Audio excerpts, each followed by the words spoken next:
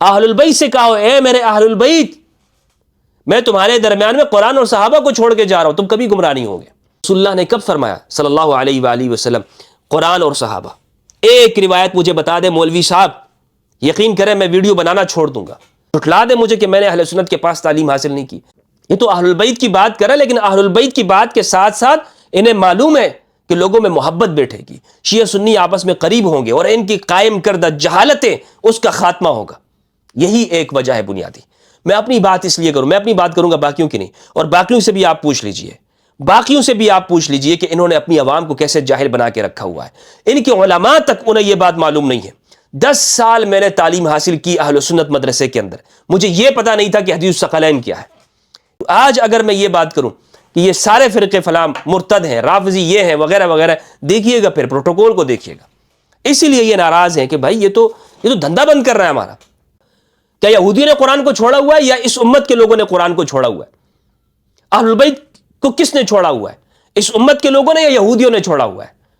الحمدللہ رب العالمین والصلاة والسلام علی سید الانبیاء والمرسلین وآلہ الطیبین الطاہرین ورضی اللہ عن الصحابۃ من المہاجرین والانصار والذین اتبعوہم بإحسان۔ السلام علیکم ورحمۃ اللہ وبرکاتہ۔ کسی نے کہا تھا کہ پاکستان میں ایسی نفرت کی فضا قائم کر دوں گا کہ لوگ شیعہ سے ہاتھ ملانا بھی پسند نہیں کریں گے اور گوارا نہیں کریں گے۔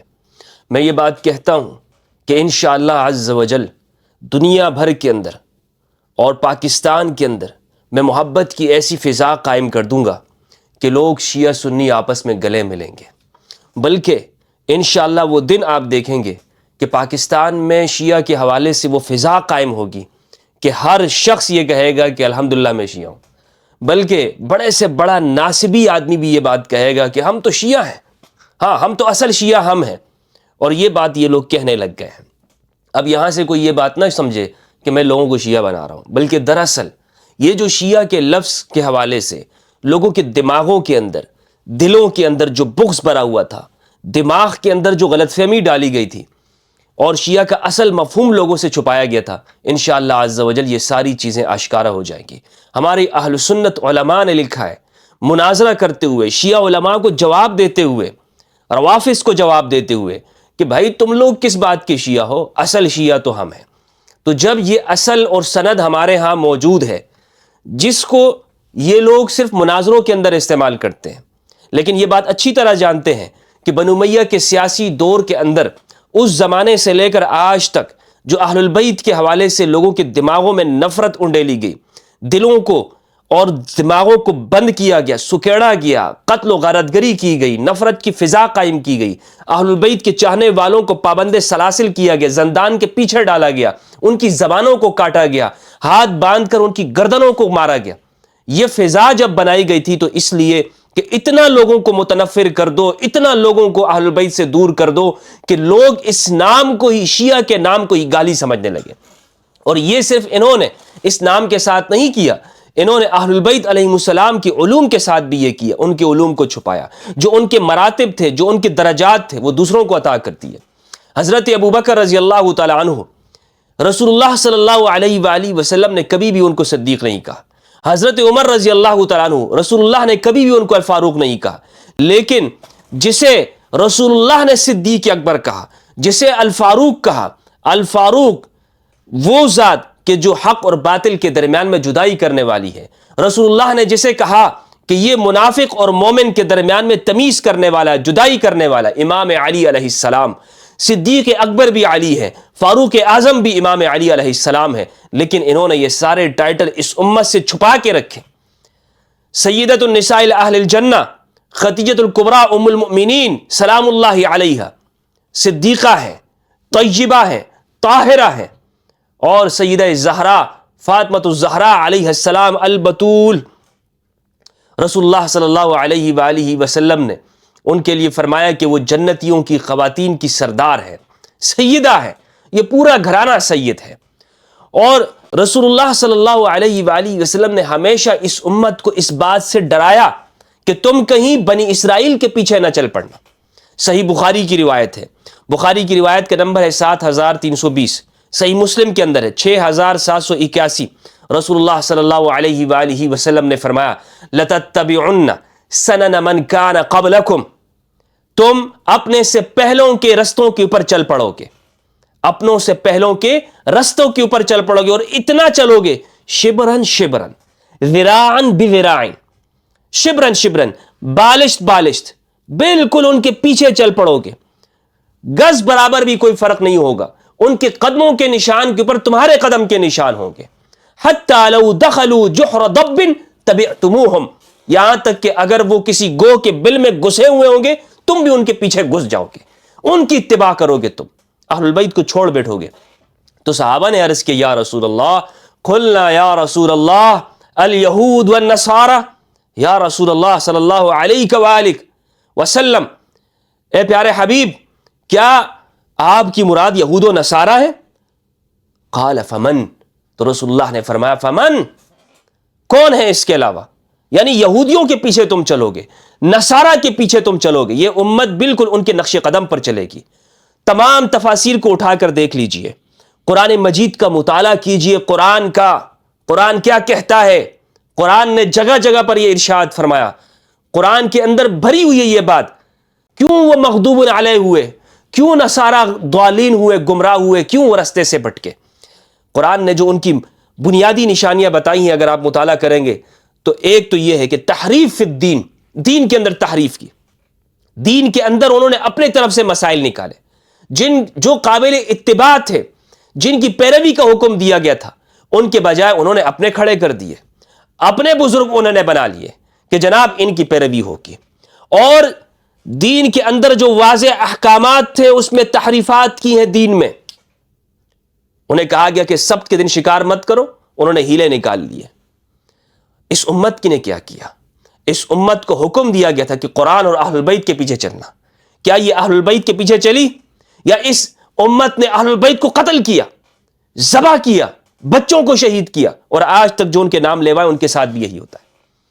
تحریف فی الدین، حدیث الثقلین، کیا اسے بتایا گیا اس امت کے لیے؟ اور اسی طرح سے ناحق انبیاء کو قتل کرنا، اولیاء کو قتل کرنا، انبیاء کے پیروکاروں کو قتل کرنا، یہی کام اس امت نے کیا ہے، یہی کام اس امت نے کیا کہ جو اہل البیت کے ماننے والے ان کو قتل کیا، خود اہل البیت کے ساتھ کیا ہوا۔ اور ایک جرم ان کا یہ تھا کہ دین کو اپنے دنیاوی اغراض کے لیے، چھوٹے سے مفادات کے لیے انہوں نے دین کو فروغ کر دیا، دین کو بیچ دیا، ظلم کو ظلم نہیں کہتے تھے، حق کے لیے کھڑے نہیں ہوتے تھے، خدا کے لیے گواہی نہیں دیتے تھے۔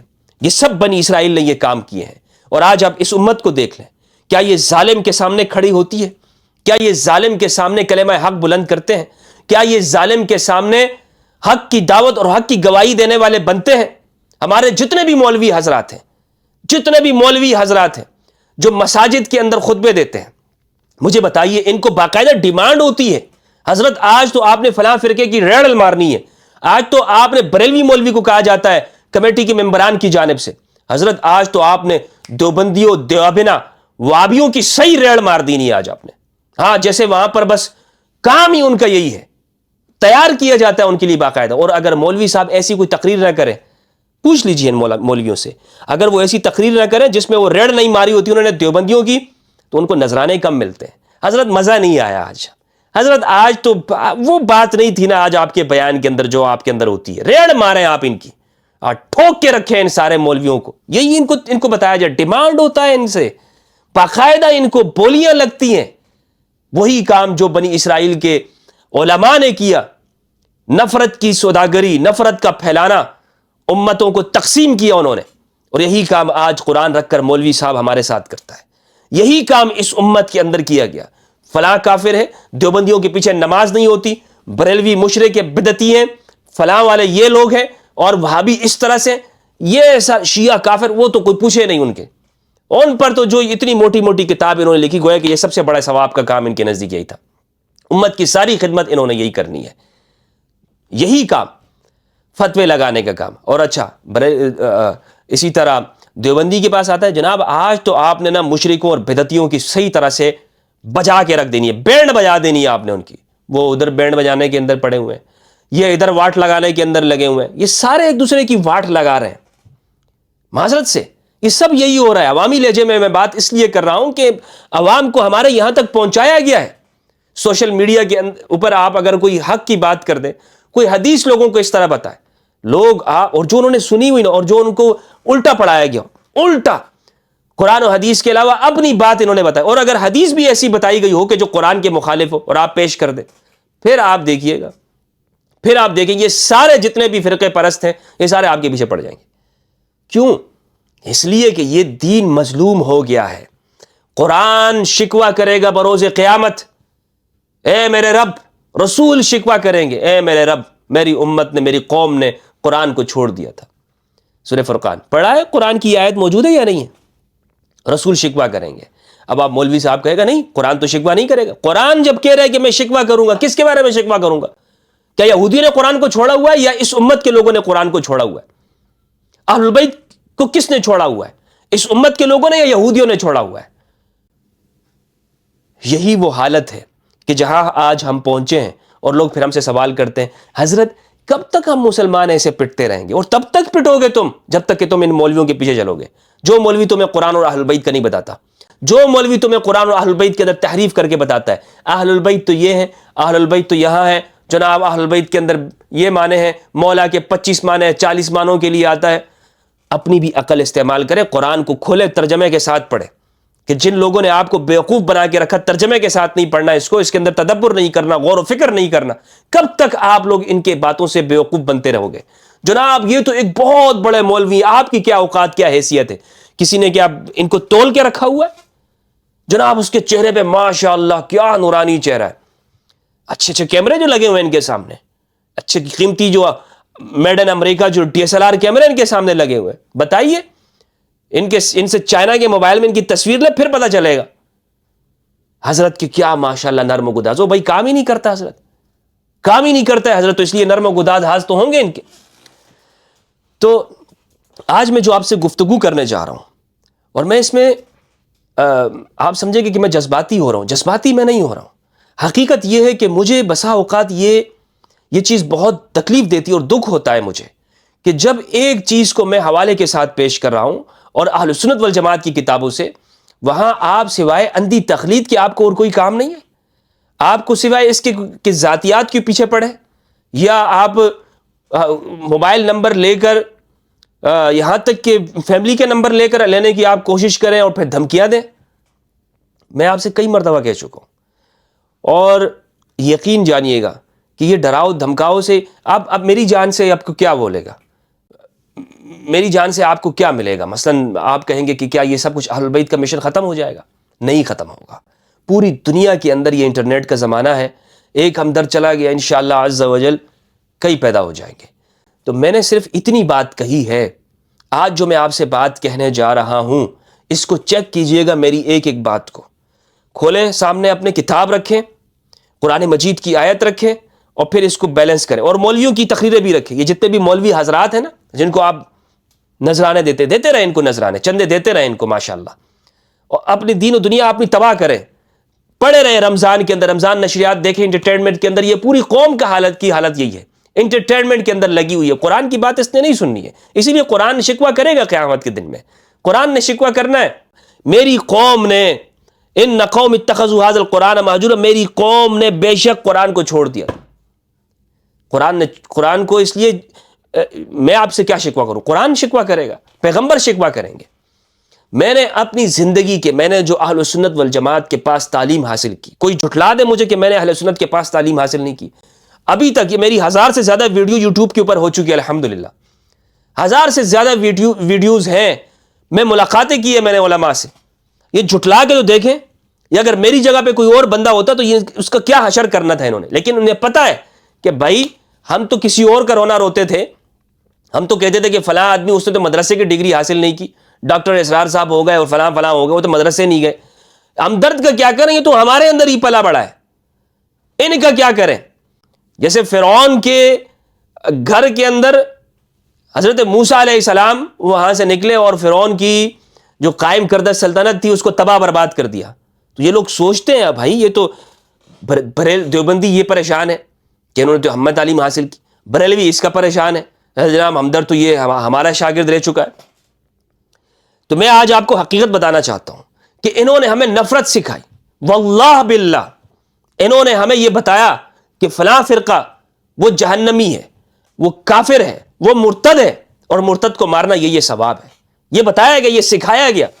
اور جس زمانے میں نے تعلیم حاصل کی ہے اس زمانے کے لڑکوں کے، میرے کلاس فیلوں کی حالت دیکھ لیں، ڈھونڈے ان کا نام و نشان ڈھونڈے، وہ آپ کو کن کن تحریکوں میں ملیں گے، کن کن جگہوں پہ آپ کو نظر آئیں گے، سب پتہ، یہ لوگ بھی جانتے ہیں۔ اور ہم کہاں پر ہیں؟ اللہ نے ہمیں کیوں بچایا؟ کیوں ہم لوگوں کی تکفیر نہیں کر رہے؟ کیوں میں لوگوں کو مارنے کی بات نہیں کرتا؟ مجھ سے تکلیف کیا ہے ان مولویوں کو؟ تکلیف کیا ہے؟ وہ تکلیف یہی بات ہے کہ میں اہل البیت کی بات کروں، میں دوسروں کو کافر نہیں قرار دیتا۔ آج اگر میں دوسروں کو کافر قرار دینا شروع کر دوں، آج اگر میں یہ بات کروں کہ یہ سارے فرقے فلاں مرتد ہیں، رافضی یہ ہیں وغیرہ وغیرہ، دیکھیے گا پھر پروٹوکول کو دیکھیے گا۔ اسی لیے یہ ناراض ہیں کہ بھائی یہ تو دھندا بند کر رہا ہے ہمارا، یہ تو اہل البیت کی بات کر رہا ہے، لیکن اہل البیت کی بات کے ساتھ ساتھ انہیں معلوم ہے کہ لوگوں میں محبت بیٹھے گی، شیعہ سنی آپس میں قریب ہوں گے، اور ان کی قائم کردہ جہالتیں اس کا خاتمہ ہوگا۔ یہی ایک وجہ ہے بنیادی۔ میں اپنی بات اس لیے کروں، میں اپنی بات کروں گا، باقیوں کی نہیں۔ اور باقیوں سے بھی آپ پوچھ لیجئے کہ انہوں نے اپنی عوام کو کیسے جاہل بنا کے رکھا ہوا ہے۔ ان کے علماء تک انہیں یہ بات معلوم نہیں ہے۔ 10 سال میں نے تعلیم حاصل کی اہل سنت مدرسے کے اندر، مجھے یہ پتا نہیں تھا کہ حدیث الثقلین کیا ہے۔ اس سے بڑی گمراہی کچھ ہے؟ اس سے بڑا افسوس کا مقام کچھ ہے؟ اس سے بڑا کوئی واویلا کرنے کی مقام کچھ ہے کہ 10 سال تک بخاری بھی پڑھ لی، مسلم بھی پڑھ لی، ابو داؤد، نسائی، ترمذی، ابن ماجہ بھی پڑھ لی، لیکن یہ بھی پتا نہیں ہے کہ حدیث الثقلین کیا ہے۔ استاد صاحب نے یہ نہیں بتایا کہ حدیث الثقلین رسول اللہ نے فرمایا کہ میں تم میں 2 گراں قدر چیزیں چھوڑ کے جا رہا ہوں، قرآن اور اہل البیت، تم کبھی گمراہ نہیں ہوگے۔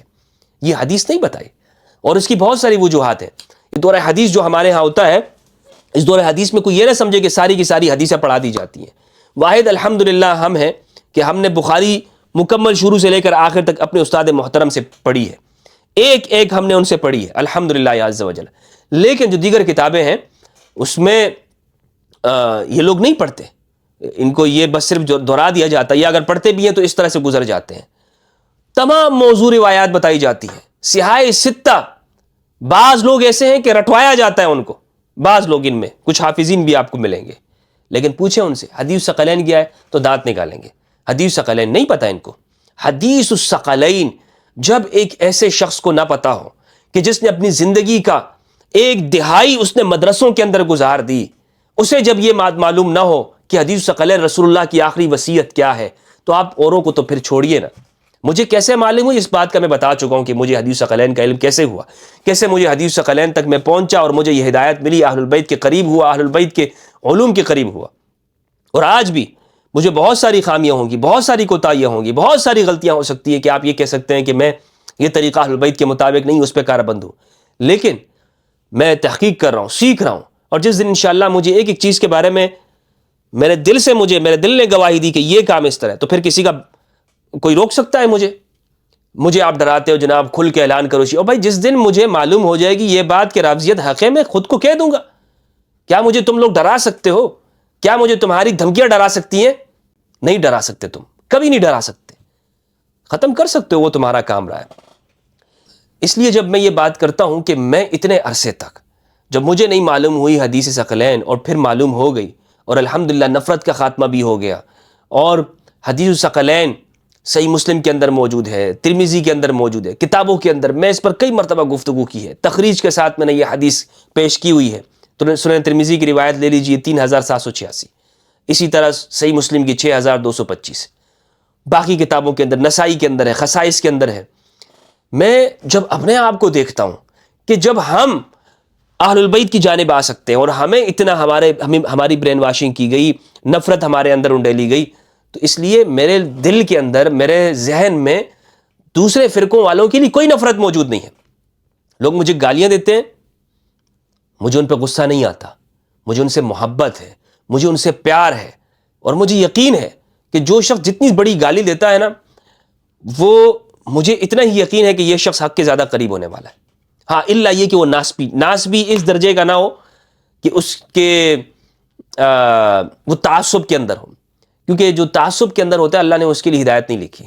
ختم اللہ علی قلوبہم وعلی سمعہم وعلی ابصارہم غشاوہ، ان کے دلوں پر پردے لگ جاتے ہیں، اور اکثر کبھی بھی ایمان نہیں لاتے ہیں۔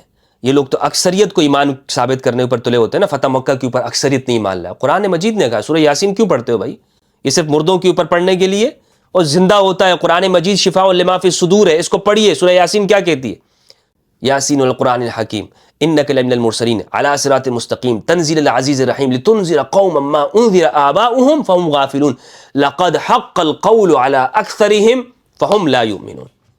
ان میں اکثر کے اوپر یہ بات ثابت ہو گئی ہے کہ یہ ایمان نہیں لائیں گے. لقد حق القول علی اکثرهم فهم لا یؤمنون، یہ ایمان نہیں لائیں گے. یہ ایمان انہوں نے ایمان نہیں لانا. سورہ بقرہ میں پھر یہی بات کی تھی، اللہ نے مہر لگائی ہوئی. اور یا ماشاءاللہ فضائل پہ فضائل لکھے جاتے ہیں، فضائل کے فضائل بیان کی. فتح مکہ پر فلاں فلاں مسلمان ہوا. قرآن کہتا ہے یہ ایمان نہیں لائیں گے. قریش کی اغلبیت قریش یہ کفر پہ مرے گی. قرآن کی آیت ہے، اس کو چیک کیجئے. میں نے آپ کو بتایا قرآن کی آیت کو چیک کیجئے، کیا یہی اس کا ترجمہ ہے یا نہیں؟ کیا حدیث ثقلین ہماری احادیث کے اندر بیان ہے یا نہیں؟ مجھے بتائیے. یہ لوگ کہتے ہیں کہ جناب ہم صحابہ سے دین لیتے ہیں. رسول اللہ نے کب فرمایا صلی اللہ علیہ وآلہ وسلم قرآن اور صحابہ؟ ایک روایت مجھے بتا دے مولوی صاحب، یقین کریں میں ویڈیو بنانا چھوڑ دوں گا. ایک روایت، صحیح روایت، بخاری مسلم، یہ صحاح ستہ سے پہلے تم نے بتانی ہوگی. صحاح ستہ میں، اس کے بعد پھر تمہاری وہ فلاں فلاں کا نمبر آتا ہے، بزار اور ابن عاصم، السنہ، الحاد المسانی، یہ جتنی بھی کتابیں یہ بعد میں آئیں گی تمہاری. میں تمہارے درمیان میں قرآن اور صحابہ چھوڑ کے جا رہا ہوں. تم کبھی گمراہ نہیں ہوگے. اے میرے صحابہ، میں تمہارے درمیان میں قرآن اور صحابہ کو چھوڑ رہا ہوں. بتائیں مجھے، بتائیے حضور نے کبھی فرمایا ہو کہ میں تمہارے درمیان میں قرآن اور اپنے صحابہ کو چھوڑ کے جا رہا ہوں؟ تم کبھی گمراہ نہیں ہوگے، ہمیشہ ہدایت پہ رہو گے. اہل البیت سے کہو اے میرے اہل البیت، میں تمہارے درمیان میں قرآن اور صحابہ کو چھوڑ کے جا رہا ہوں، تم کبھی گمراہ نہیں ہوگے. صحیح کتاب سے مجھے بتائیے گا، صحیح کتاب سے. یہ چیز نہیں ہے. تو جب ہمیں علم نہیں تھا، جب ہمیں نہیں بتایا گیا، اور بخاری مسلم ان پڑھنے کے بعد تو عامت الناس کی کیا حالت ہے. اس لیے آج کے ہمارے تمام مسائل کا حل وہ قرآن اور اہل البیت کے پاس ہے. جذباتیت کی بات نہیں، عقل سے کام لیجئے گا. انہوں نے آپ کو جذباتی کیا ہے.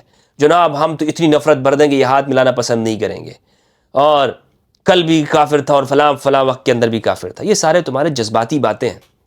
قرآن اور حدیث کے ساتھ تمہارا کچھ نہیں ہے، کچھ لینا دینا تمہارا قرآن و حدیث کے ساتھ نہیں ہے. اور میں پچھلی ویڈیو بنا چکا ہوں جس میں تقی عثمانی صاحب حفظہ اللہ، انہوں نے کہا تھا حسبنا کتاب اللہ کہتے ہیں کچھ لوگ گمراہ ہوتے ہیں. ابھی تک اس کا جواب نہیں آیا، اور جواب دیں گی بھی نہیں. ان کا مولوی ان کے پاس جواب ہی نہیں اس چیز کا، کیونکہ وہ حوالے بخاری مسلم کے ہیں سارے. حضرت عمر رضی اللہ عنہ سے اختلاف کرتے ہیں یہ. تو آج میں یہی کہنا چاہ رہا تھا آپ سے اس ویڈیو کے اندر، رمضان کی اس گھڑیوں میں قرآن کو ترجمے کے ساتھ پڑھیں اور اہل البیت کو تلاش کرنے کی کوشش کریں. اہل البیت کہاں پر ہیں؟ کون ہے اہل البیت؟ کن سے رسول اللہ نے فرمایا کہ ان سے رجس اور ناپاکی کو دور کر دیا گیا ہے؟ پروردگار سے دعا ہے اللہ رب العزت ہم سب کو قرآن مجید میں تدبر کرنے اور اہل البیت کی معرفت عطا فرمائے. والسلام علیکم ورحمۃ اللہ وبرکاتہ.